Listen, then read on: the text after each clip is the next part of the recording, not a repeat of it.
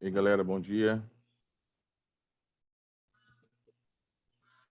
Bom dia, só vou ajeitar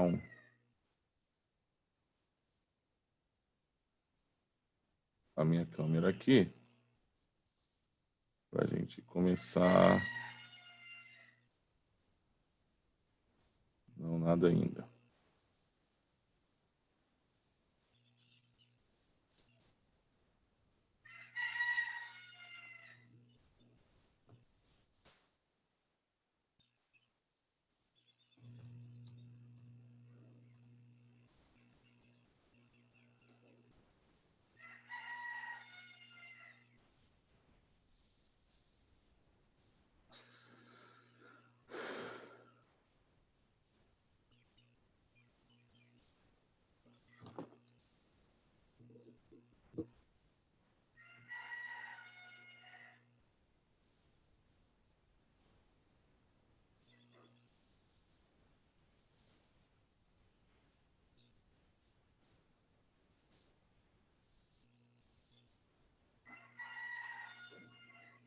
Então, galera, a gente vai dar sequência aqui, né? A nomenclatura, né, de sais, é a última nomenclatura que nós temos.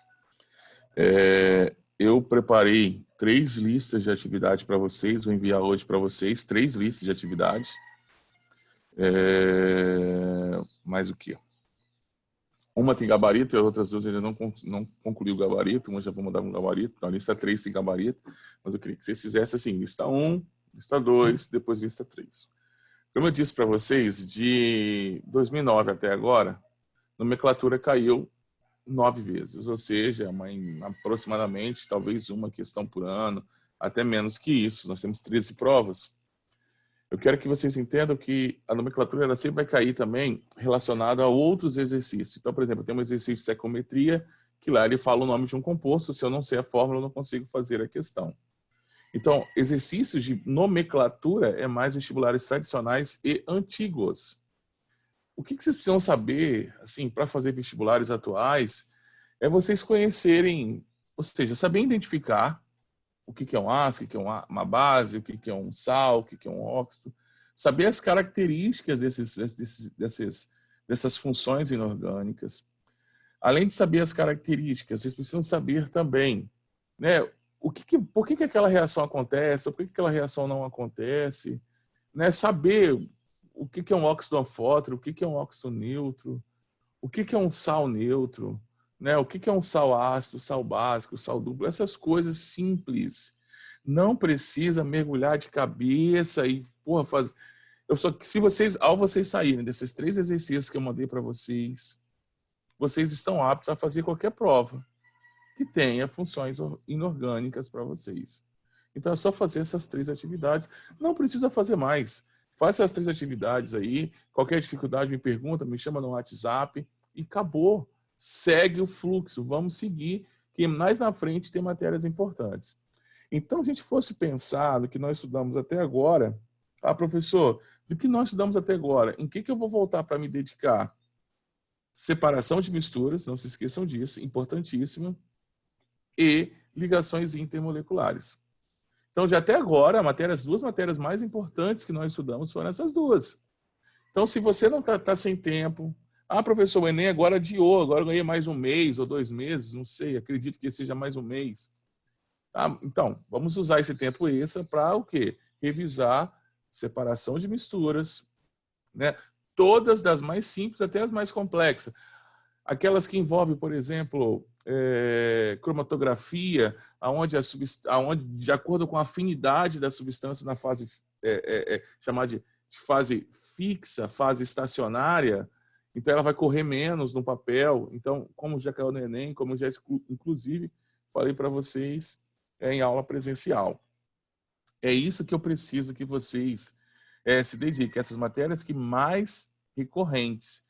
Se vocês estudarem análise, né, separação de mistura, que análise imediata é a mesma coisa, né? Então, separação de mistura e ligações intermoleculares, vocês estão aí com em torno de 4 a 5 questões na prova do Enem de 2020. Estou falando porque sempre é assim, tá? A nomenclatura vai te, como eu disse, vai te sustentar para as questões de alta complexidade, que são reações de estequiometria, relações de mistura de soluções, com reação, sem reação, né? De titulação. São esses assuntos que a nomenclatura vai te sustentar. Agora, eu tive o maior trabalho para fazer uma lista contextualizada. Eu coloquei lá, acho que tem 26 questões na minha lista 3, que é contextualizada, que é dos últimos vestibulares. Assim, se aproxima um pouco mais do Enem, também tem questões do Enem lá também. Então, vocês vão ver que é difícil, inclusive, para eu fazer uma lista de exercício com funções inorgânicas, porque não existe muitas questões contextualizadas, tá massa? Então, não precisa mergulhar. Só precisa fazer as 3 listas. As 3 listas juntas vão dar uns 80 exercícios. Fez, passou, não precisa revisar. É só fazer uma única vez. Dúvidas, me procurem, não precisa revisar. Perfeito? Aí a semana que vem, né, a gente já começa amanhã a falar um pouquinho mais sobre... já começar a falar sobre reações, tipo de reações e tal, e tal. Semana que vem, balanceamento, depois NOx, balanceamento por oxirredução, são essas coisas que vamos estar seguindo. Aí sim, a gente vai começar a entrar nas matérias mais importantes aí. É um preparo para entrar em cálculos químicos, é um preparo para entrar em físico-química, que é a matéria mais importante, né, que nós vamos ter aí, que físico-química concentra aí também 5 questões do Enem. Então, quer dizer que em físico-química a gente precisa se dedicar também, porque nós vamos concentrar em umas 5 a 6 questões. Tá legal? Então, vamos lá. Qualquer dúvida aí, me chama aí, levanta a mão, faz alguma coisa. Vocês estão conseguindo me ouvir? Bem, só dá esse ok. Está conseguindo me ouvir? Se está tudo tranquilo? Como é que está o som aí? Se está bom? E aí, fala para mim. Beleza. Então, vamos lá. Gente, eu vou dar nomenclatura e classificação concomitante. Esse slide vai para vocês também, tá? Hoje. Tá? Galera, a primeira coisa que eu quero que vocês saibam, né, que como que eu vou obter um sal? Né? Quimicamente falando, um sal, ele é obtido através de uma reação de um ácido com uma base. Ah, professor, é ácido fraco ou base fraca? E isso é lá para equilíbrio químico, lá a gente discute isso, tá bom? Lá em equilíbrio químico a gente vai discutir quais as características desses sais originados de um ácido forte e uma base fraca, ou de um ácido fraco e uma base forte. Lá a gente discute isso. Aqui é só para entender que a reação que produz sais são chamadas de reação de neutralização. Tá? Ela pode ser total ou parcial, independente, a gente vai discutir isso hoje, mas elas origem sais. O primeiro tipo de sal que nós vamos estar discutindo aqui são as reações entre hidrácidos e monobases. Lembra que hidrácidos são ácidos que não contêm oxigênio em sua molécula. Mas nós temos ácido clorídrico, ácido bromídrico, sulfídrico, iodídrico, né? Vamos usar aqui o clorídrico como exemplo. Então, peguei o ácido clorídrico com monobase. O que são monobases? São bases que apresentam uma única hidroxila em sua molécula, uma única hidroxila ionizável. Então, peguei o HCl e reagi com hidróxido de sódio, vai produzir quem? NaCl, cloreto de sódio. Gente, todo sal neutro, ou sal normal, como queiram falar, ou ainda halóide, eles são sais, tá vendo? Ó, tá vendo? Esses sais. Tá vendo que houve uma completa ionização do meu ácido e uma completa dissociação da minha base. Nenhum H+ veio para esse sal, nenhuma hidroxila veio para esse sal. Então, esse sal é um sal neutro. Terminação. Se no meu ácido ele terminar com a palavra hídrico, eu coloquei o acento aqui só por causa do fonema, tá? Lá pro sal, o hídrico é trocado pelo eto. Então eu tinha ácido clorídrico, eu tirei a palavra hídrico e ficou o quê? Eto. Então virou cloreto. Sempre eu vou falar o nome do ânion e depois o nome do cátion. Lembra também, gente, que esse cátion, família 1A, 2A e o alumínio, tem NOx fixos. Tá? Então quer dizer que eu só vou falar cloreto de sódio. Agora, se os cátions também tiverem NOx variáveis, como nós aprendemos lá em óxidos, lá em hidróxidos, nós podemos chamar também. Por exemplo, poderia ser cloreto férrico, cloreto ferroso, ou cloreto de ferro 3, cloreto de ferro 2. Vocês estão me entendendo? Então, as mesmas regras que nós utilizamos para nomear os meus óxidos e as minhas bases, quando um cátion não tinha NOx fixo, eu posso aproveitá-los aqui para o sal. É por isso que eu gosto de falar sal no final, porque eu já passei por toda aquela matéria, então já tenho um subsídio para entender. Vamos seguir mais um pouquinho. Então, uma reação entre o óxido ácido, lembrando que óxido ácidos são ácidos que contêm oxigênio em sua molécula, com uma base que apresenta somente uma hidroxila ionizável. Então, coloquei o ácido sulfúrico, H2SO4. Esse é famosão, esse vai dar na prova de vocês, esse aparece em cálculos estequiométricos, então esse ninguém vai esquecer. Então, o que vai formar para a gente? Ó, o ICO é trocado pelo átomo, então virou sulfato de sódio. Perfeito? Sais que não apresentam oxigênio em sua molécula são chamados de halóides. Já sais normais ou neutros que apresentam oxigênio em sua molécula são chamados de oxissais. Perfeito, galera? Só mais uma nomenclatura para a gente, só mais uma classificação das inúmeras que existem aí para a gente. Vou pegar aqui então H2SO3, né? Então agora o ito vai virar oso. Então vai virar quem? Então, era ácido sulfito, né? Lembra? Ácido sulfúrico e sulfito, né? Vai virar o quê? Sulfuroso, né? Vai virar o sulfito de sódio. Então, ácido sulfuroso, o oso virou ito. Tem uma frasezinha que a gente usa aqui, ó, o formoso mosquito no bico do pato. Não sei se vocês já ouviram isso, essa frase. Formoso mosquito no bico do pato. Oso, ito, ico, ato. Então, uma frasezinha boba para a gente lembrar. Então, sulfito de sódio. Gente, esses sais, esses ácidos que têm mais de um hidrogênio ionizáveis, eles podem apresentar uma ionização parcial.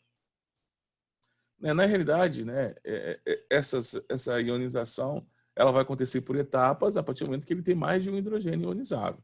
Então, não quer dizer que o ácido sulfúrico, mesmo que ele tenha um alto grau de ionização, então não quer dizer que ele não pode ionizar somente ionizar simplesmente um hidrogênio. Ele pode. Então, ele vai manter o hidrogênio em sua molécula. Então, ao invés de formar o SO4 2-, ou seja, o ânion sulfato,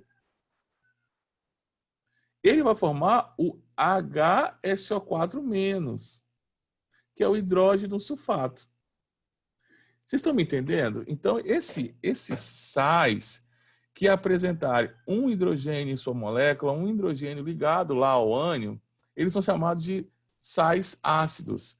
Mas eu quero que vocês entendam que eu chamar ele de hidrógeno sulfato, sulfato ácido ou bisulfato de sódio, como lembra do bicarbonato de sódio? Agora já consegue. Pô, professor, bicarbonato é um sal ácido. Sim. Professor, mas se ele é um sal ácido, por que eu utilizo ele para neutralizar a acidez estomacal durante um processo de azia? Gente, nomenclatura não é característica ácido-base. Não quer dizer que eu dou nome de um sal ácido, ele tem característica ácida. A característica ácida ou básica de um sal depende dos seus ácidos e das suas bases que deram origem, não da sua fórmula estrutural, da sua fórmula molecular, da sua fórmula iônica. Perfeito? Não depende da sua fórmula iônica. Não depende. Depende dos ácidos ou bases que eles deram origem. Então, como é que eu vou chamar esse cara? Então, olha só, o NaHSO4 pode ser chamado hidrógeno sulfato de sódio, que foi o primeiro nome que eu disse, é o nome mais famoso. O nome comercial, eu posso chamar ele de bisulfato de sódio, que seria o nome comercial dele, assim como bicarbonato de sódio. Tá? É um nome comercial. Tá? Ou sulfato ácido de sódio. Os três nomes podem aparecer para vocês. Também ele é um oxiácido, um oxissal, e também é chamado de sal ácido. Agora, eu posso ter também, assim como os ácidos, que vão ter uma ionização parcial, eu também posso ter polibases, lembrando que polibases são bases que têm mais de uma hidroxila, que vão fazer o quê? Vão sofrer uma dissociação parcial. Não vão liberar as duas hidroxilas, vai liberar uma só. Então, se quando o ácido não liberava todos os seus hidrogênios, restava ainda algum, eu chamava de sal ácido. Quando restar a hidroxila ligado ao meu cátion, eu vou chamar ele de quê? De sal básico. Né? Então, está aqui a fórmula para vocês. Tá? Então, lembra que eu chamava de hidrógeno, porque tem o hidrogênio, aí eu chamava sulfato de sódio. Aqui eu vou chamar hidrox, para falar que tem hidroxila, cloreto de cálcio, que é o mais comum. Ou cloreto básico de cálcio, ou ainda eu posso chamar de sal básico cloreto de cálcio, como vocês queiram chamar. Cloreto básico de cálcio, como vocês queiram chamar. Tá? Aqui eu só coloquei uma observação que quando eu mandar esse slide para vocês, vocês vão precisar dessa observação. O caráter ácido ou básico do sal, foi como eu disse para vocês, depende do ácido ou da base que lhe deram origem, e não na presença de H+, ou OH- em sua fórmula. Então, quero dizer que a presença de H na fórmula de um sal vai levá-lo simplesmente a uma classificação de sal ácido. A presença de uma hidroxila vai levar simplesmente a uma classificação de sal básico. Não quer dizer que ele terá caráter ácido ou básico. Tá? A gente vai ver isso lá em equilíbrio químico lá na frente. Gente, nós também temos os sais hidratados. São aqueles sais que, além de eu ter o composto iônico, formador do sal, por exemplo, ali, ó, sulfato de cobre, eu posso ter também moléculas de água associadas a ele. E aí, esse sal vai se chamar de sal hidratado. Olha aqui pra gente, ó. Sal hidratado. Aí, lembrando que o cobre, ele tem carga o quê? +1 e +2. Tá? Então, +1, quando o cobre é +1, ele é o cuproso, quando ele é +2, ele é cúprico. Então, quer dizer que o nome desse sal ficaria assim, ó, sulfato de cobre 2, penta, porque eu tenho 5 moléculas de água hidratado. Ou sulfato cúprico, porque já que nessa fórmula o cobre está com o seu maior NOx possível, já que ele só pode ser +1 ou +2, penta hidratado. Perfeito? Então, esse aqui é um sal hidratado.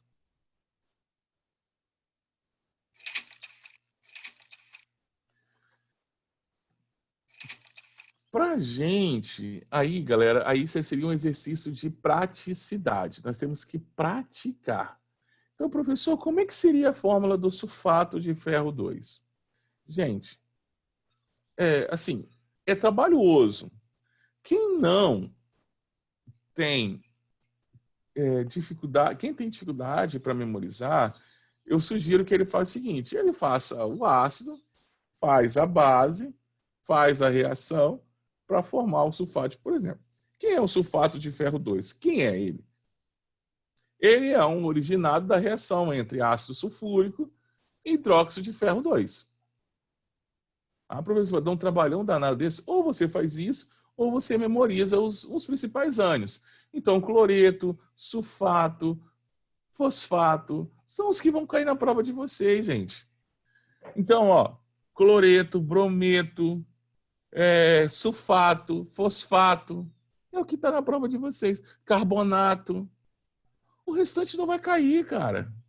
Não vai cair, eu preciso memorizar. O acetato cai. Né? Acetato do ácido acético, lá um ácido orgânico, né? Está presente no vinagre. O acetato vai cair. Então são 5 ou 6, que é o que estão nessas provas que vocês vão fazer aí em qualquer vestibular.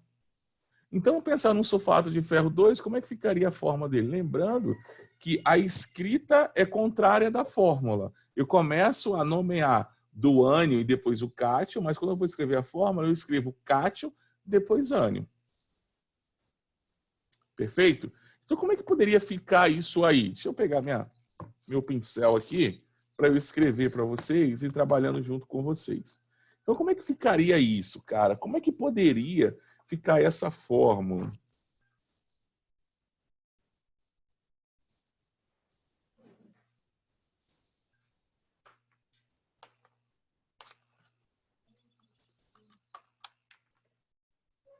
Como que ficaria essa fórmula? Só um minutinho aqui que eu estou conectando a minha mesa. Então, vamos lá, galera. Então, ó, eu tenho sulfato. Aí, gente, ó, o que eu tenho que lembrar? Ah, professor, quem é sulfato? Veio do ácido sulfúrico. Qual é a fórmula do ácido sulfúrico? H2, SO4. Então, quer dizer, professor, que se ele está falando sulfato, ele não falou hidrógeno sulfato, então quer dizer que foi uma ionização total. Sim, foi uma ionização total. Se foi uma ionização total, então liberou 2 íons H+, mais o SO4, 2-. Ah, professor, então quer dizer que esse cara aqui que é o sulfato. Sim, esse cara é o sulfato.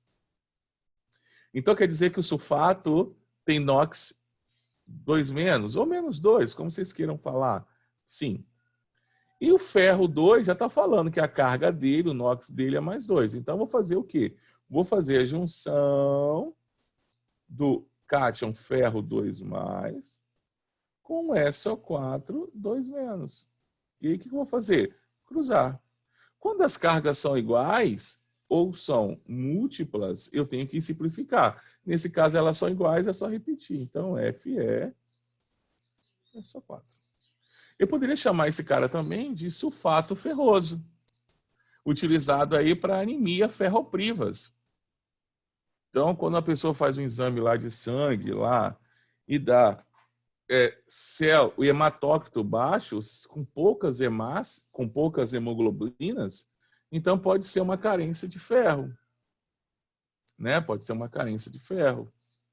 E aí vai fazer uma ingestão de sulfato ferroso. Né? A anemia é legal, né? Nós temos 2 tipos de anemia, a ferropriva, né? E a carência também de vitamina B, que aí eu não estou com hematócrito baixo, mas eu estou com as minhas hemácias pequenas, chamadas de microcíticas. Então quer dizer que o problema está lá a nível de divisão celular. Então eu preciso tomar o quê? Complexo B. Então depende muito do tipo. Quando vocês forem fazer medicina, vocês vão estudar e vão saber muito mais do que eu. Beleza, galera? E como é que ficaria a fórmula do hipoclorito de sódio? Então, lembrando, ó, o hito vem de quem? Do oso. Então, tinha o hipocloroso. Como é que é a fórmula do hipocloroso? Do ácido hipocloroso. Aí, gente, ó, eu já fiz exercício de ácido, eu já lembro, ó. Então, ácido, professor, ácido hipocloroso. Hipo e oso, que foi da onde que ele veio, é quando a carga do cloro é +1. Então, se o hidrogênio é +1, o cloro tem que ter carga +1, somando as cargas positivas, só vão dar o quê? 2+. Então, quer dizer que só posso ter um oxigênio na molécula. Então, quer dizer que o HClO é o ácido hipocloroso. Então, ácido hipocloroso.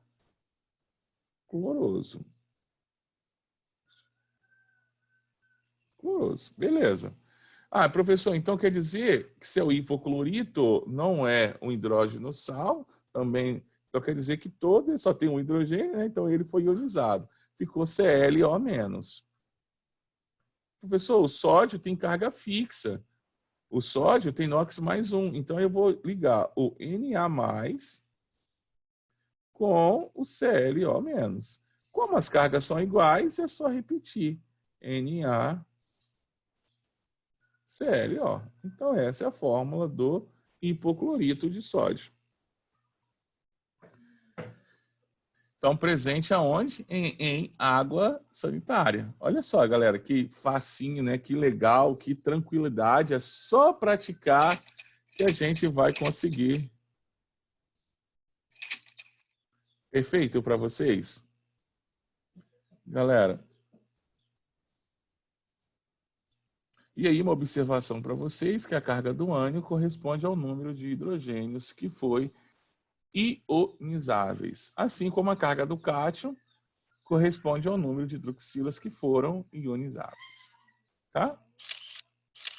Agora aqui, galera, seria um exercício para a gente nomear, mas como vocês têm uns 80 que eu vou mandar para vocês agora, não há necessidade de ficar fazendo exercício aqui, tá, gente?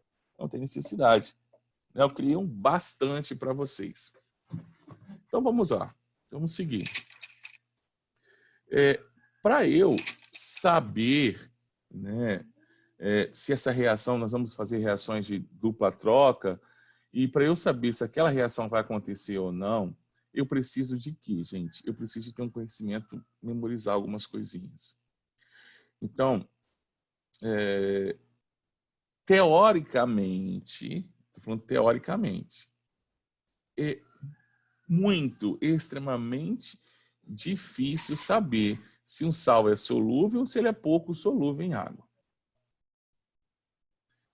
O que a gente vai... Eu vou circular alguns para vocês, que vocês vão fazer uma tabelinha e vão colocar num quadro lá na casa de vocês. Mas o restante não precisa. Aqui eu estou fazendo uma marcha analítica para vocês de ânions. Como eu fiz de cátions lá, lembra dos hidróxidos lá que nós fizemos? Vou fazer aqui para vocês também de ânion. Só não quero que vocês circulem só os mais importantes. Você tem que colocar todos, não tem jeito. Então, olha só, gente. Sais da família, aqui eu estou fazendo, ó. Então, todos sais, olha só o que eu estou falando, hein? Preste atenção. Todos os sais formados por metais alcalinos e amônia, em regra geral, eles são que solúveis. A exceção que nós vamos ter aí seria o perclorato de potássio e o perclorato de amônio. Mas não vamos ficar presos às exceções. Então, a gente vai fazer o que aqui na exceção? Como a nossa prova é do Enem, ou a gente vai fazer vestibulares a nível médio, então eu não preciso ficar tão preso a isso. Se eu fosse fazer ITA, talvez, FUVEST, uma segunda etapa dessas provas, talvez, poderia sim. Então, vamos pensar para o nosso Enem, para os nossos vestibulares, todo sal formado por metais alcalinos e por amônia, né, são solúveis. Amônio. Todos os acetatos. Professor, quem é esse acetato? O acetato, galera, é aquele ânion proveniente do ácido acético. Ó, ácido acético é esse cara aqui, ó, H3COOH. Então, aquele ácido orgânico. Vou fazer a fórmula estrutural dele para vocês poderem lembrar dele aqui, ó. É esse cara aqui, ó. Ó. E ele tem um hidrogênio ionizável, só um, é esse cara aqui, ó, que está ligado ao oxigênio. Então, quando esse hidrogênio sai, ele forma um acetato. Ele é o ácido ó, ele é ácido etanóico, nome IUPAC. Nome usual, ele é o ácido acético. Então, nós vamos pegar o ácido acético ico, forma ato. Então, virou acetato. Aqui, ó, ele aqui, ó, acetato. Todos os acetatos são solúveis. Todos os nitratos são solúveis. Sulfatos são solúveis, exceto estrôncio, bário, cálcio e chumbo. Gente, o que eu vejo nessas provas aqui? Sulfato de bário e cálcio. Perfeito para vocês? Então, professor, qual sulfato que eu vou memorizar que é insolúvel? O de bário e o de cálcio. Perfeito? O sulfato de bário, ainda que ele é utilizado a fins medicinais, ele é utilizado para fazer contraste de radiografias. Sulfato de bário. Então, pode cair muitas questões contextualizadas envolvendo isso. Então, sulfato de bário e cálcio são os insolúveis. Os outros, professor, solúveis. Os halogenetos, ou seja, os sais formados de hidrácidos da família 7A. Gente, eu quero que vocês guardem o cloreto de prata como sendo o mais importante. Tá massa? Professor, e chumbo e mercúrio? Eu não sei o tamanho do seu HD, já discuti com vocês. O que eu estou circulando é o que eu quero que vocês memorizem. Então, professor, os cloretos, brometos e iodetos são todos solúveis. Exceção, qual que eu vou memorizar? O de prata. Então, cloreto de prata, insolúvel. Brometo de prata, insolúvel. Iodeto de prata, insolúvel. É o que mais? É o bam, é o que você vai usar. Tá massa para vocês? Gente, sulfetos eu não vejo, juro para vocês que eu não vejo cair. Né? Eu fiz um apanho aí dos últimos 10 anos. Não vi cair. Tá? Mas se vocês querem memorizar, fique à vontade. Agora, aqui é importante. Professor, então quer dizer que você falou de sais da família 1A e sais de amônio, você falou dos acetatos, falou dos nitratos, do sulfato, você pediu para a gente memorizar só os dois insolúveis, que o restante vai ser solúvel, que é o sulfato de bário e de cálcio. Dos sais formados por ânions da família 7A, dos halogenetos, você pediu para memorizar só o de prata como insolúvel e considerar que todos os outros são solúveis. Perfeito? E os demais sais? Os que não estão nesse bolo, nós vamos falar que eles são insolúveis. Quem é o exceto, gente? Voltamos, né, para a nossa primeira linha.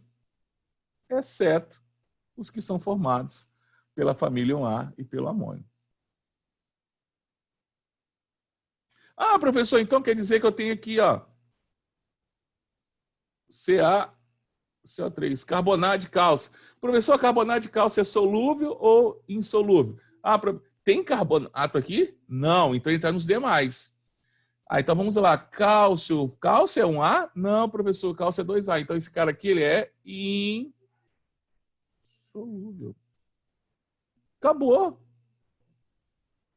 Vocês estão me entendendo como é que é tranquilaço? Professor, eu tô lá, ó. Fosfato, vamos fazer a fórmula aqui. Fosfato de sódio. Professor, fosfato de sódio é solúvel ou insolúvel?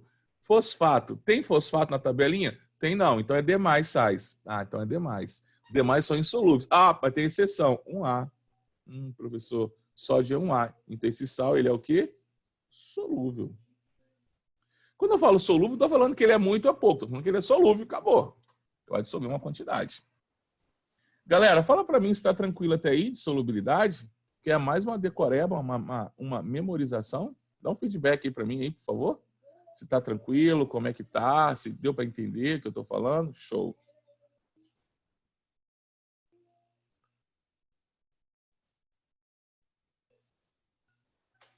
E aí, gente, é só uma curiosidade, né? Que às vezes está lendo exercício, eu coloquei aqui porque às vezes está lendo exercício e fala assim, um sal mudou de cor. Normalmente, né? Normalmente os sais de metais de transição, então aqueles metais que nós temos da família, do grupo, da família B ali, eles são coloridos. Então tem cores características. O sulfato de cobre ele é azul, né? Ele tem cores específicas que servem inclusive para eu identificar, inclusive para eu fazer uma reação, uma titulação talvez colorométrica, né? Para saber, já dependendo da intensidade da cor, eu saber se formou ou não formou aquele sal. Perfeito, galera?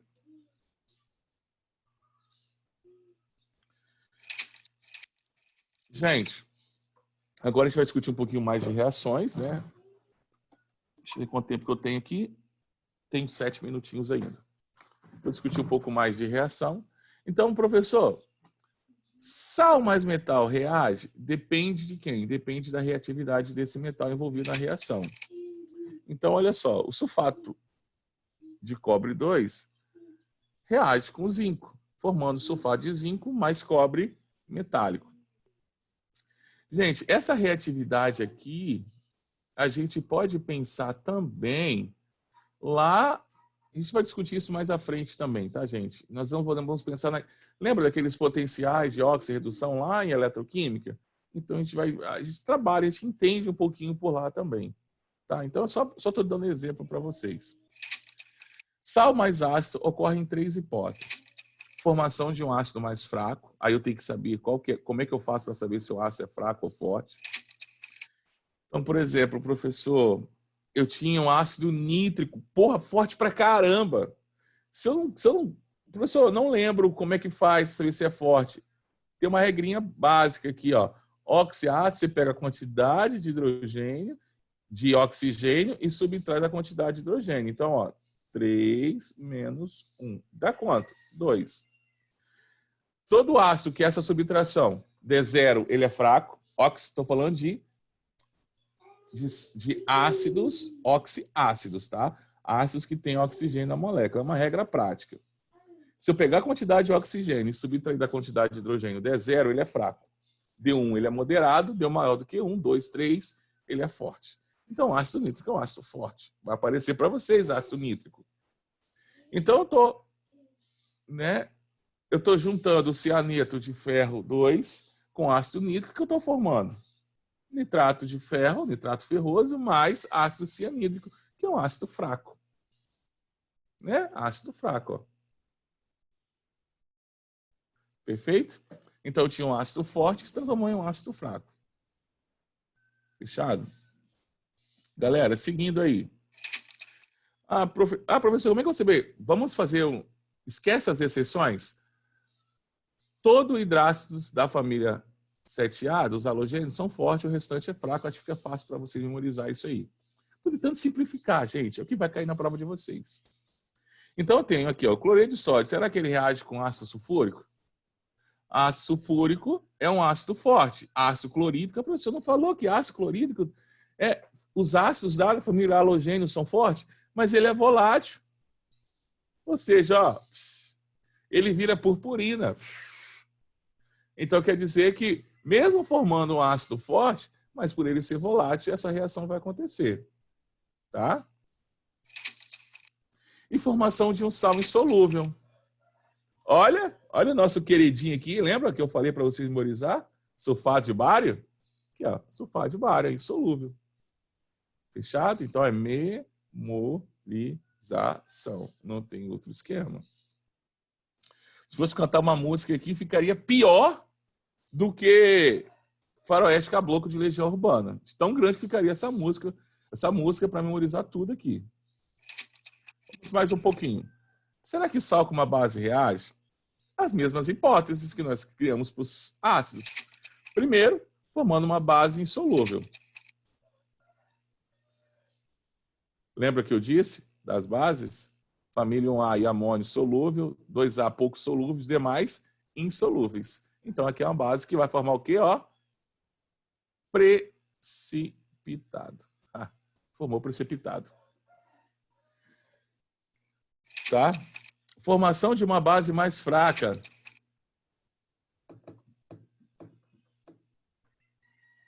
Ei, lembra? Família 1A e amônio forte, os demais fraca. São pouco solúveis, só é fraca. Perfeito? Formação de uma base volátil. Olha aqui, ó. Ó, hidróxido de amônio, ó. Vira amônia e água amônia, ó, vai embora. Mesma situação que nós usamos para ácido. Sal com sal reage? Reage. Desde que forma um sal insolúvel. A regra prática é essa. Para uma reação de dupla troca acontecer, eu tenho que acontecer duas coisas. Ou formar alguém insolúvel, ou alguém volátil. A regra prática é essa. Olha o cloreto de prata aqui, ó. Olha, galera, precipitado. Eu falei para vocês memorizarem. Cloreto, brometo e iodeto de prata não dissolvem em água, vai para o fundo. Nitratos são solúveis. Uma reação de precipitação. Gravimetria, o nome dessa reação. E agora, nós entraríamos em exercícios, que eu mandei para vocês já. E aí, esses novos conceitos de ácidos e bases, eu vou dar para vocês lá na química orgânica, lá em propriedades dos compostos orgânicos, quando eu vou falar, por exemplo, de ácido de Lewis, base de Lewis, de Bronsted-Lowry, e lá na frente eu dou isso. Perfeito para vocês? Galera, eu encerrei a nossa aula de hoje, encerrei funções inorgânicas, quero que vocês façam exercício. Nossa aula de amanhã já começar a trabalhar com reações. Primeiro, o que é uma reação química, aquela coisa do beabá, né? Tipo de reações, o que acontece. Depois a gente vai para o método de balanceamento por tentativas e método de balanceamento algébrico. Eu vou mostrar, mas a gente não vai usar. Depois nós vamos... Oi? Em precipitado é formação de sólido? Isso, o precipitado, ele vai para o fundo do meu recipiente. Tá? Beleza. Obrigada. É porque na química a gente chama isso de precipitado. Então eu vou ter aqui, vai estar solúvel, e aí vai formar um corpo de fundo. Alguém aqui no fundo. Isso é o nosso, chamamos de precipitado. Corpo de fundo, depósito, qualquer coisa desse tipo. Tem várias nomenclaturas. Galera, mais alguma dúvida? Tá de boa aí? Podemos encerrar o nosso bate-papo de hoje. Demoramos 3 aulas para terminar funções inorgânicas, mas acredito que foi bem trabalhado, a gente discutiu todas as exceções e eu pontuei o que é mais importante para vocês. Agora é só fazer exercício, qualquer dúvida me pergunta, me chama no WhatsApp, me liga, faz qualquer coisa. Mas não fique com a dúvida. Ao fazer os 3 exercícios, não precisa repetir mais nada. Só segue. Só segue. Nós agora vamos entrar na matéria muito importante, né? Que eu preciso entender as reações, eu preciso saber balancear as reações, eu preciso entender NOx, eu preciso saber balancear reações com óxido e redução, porque eu vou entrar em cálculos e a queridinha de vocês, estequiometria. Em breve nós vamos entrar em estequiometria. Então vamos ver o que é ter aula de estequiometria à distância, né? Não sei se nós vamos voltar até lá, mas vamos ver como é que é.